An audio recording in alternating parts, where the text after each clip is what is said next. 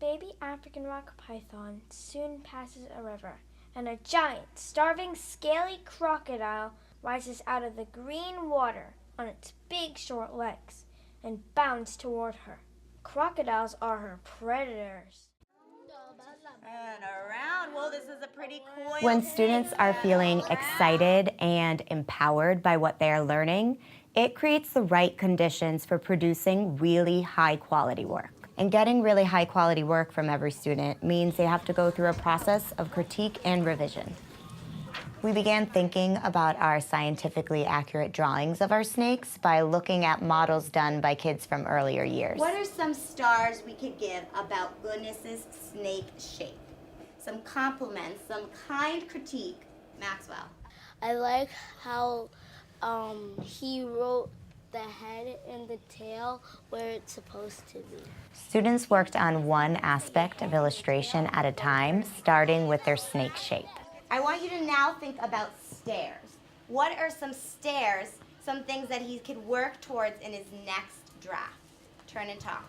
Yeah, and I think you should make the head,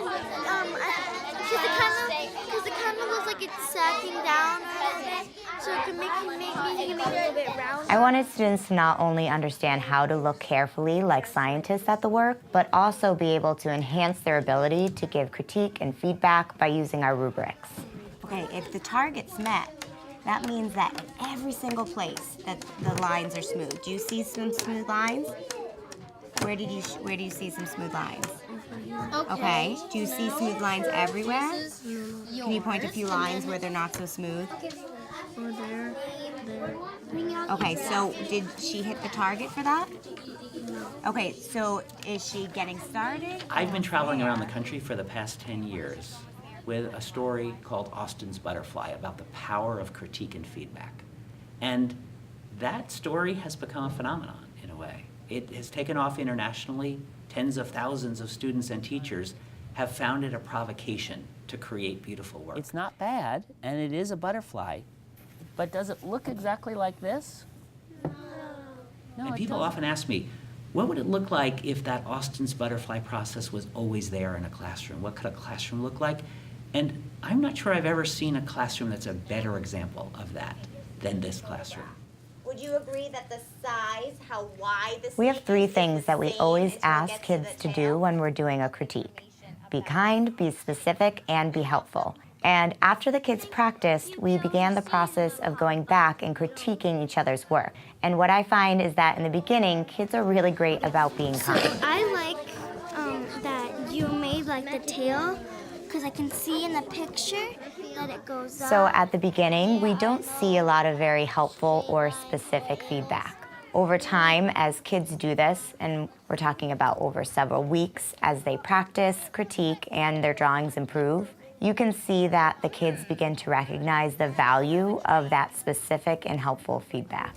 Like right here is like more wider, so one thing I do to get it in proportion, I go like that, and then I go like that, and then I erase the lines, and then I just make it how my fingers were. And the nugget of space here should be a little bit smaller.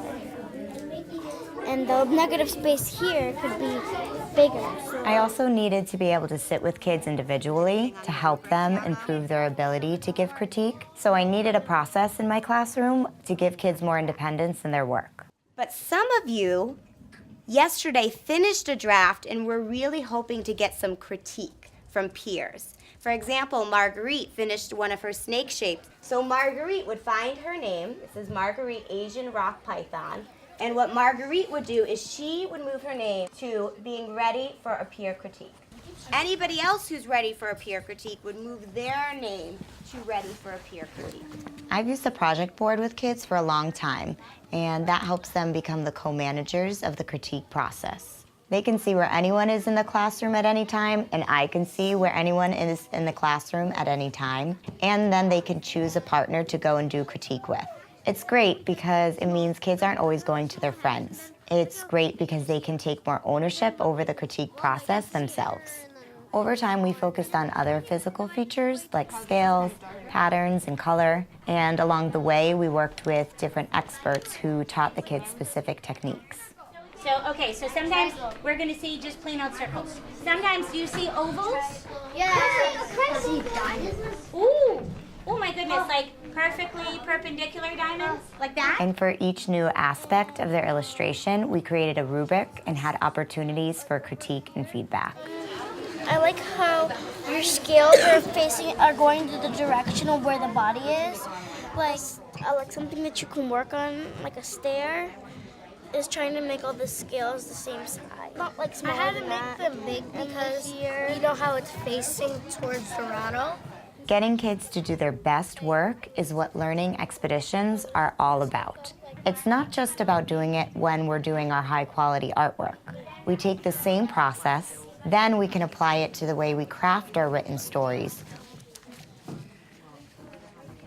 Or in our school, we can do the same thing when we think about all the music that's essential in our school.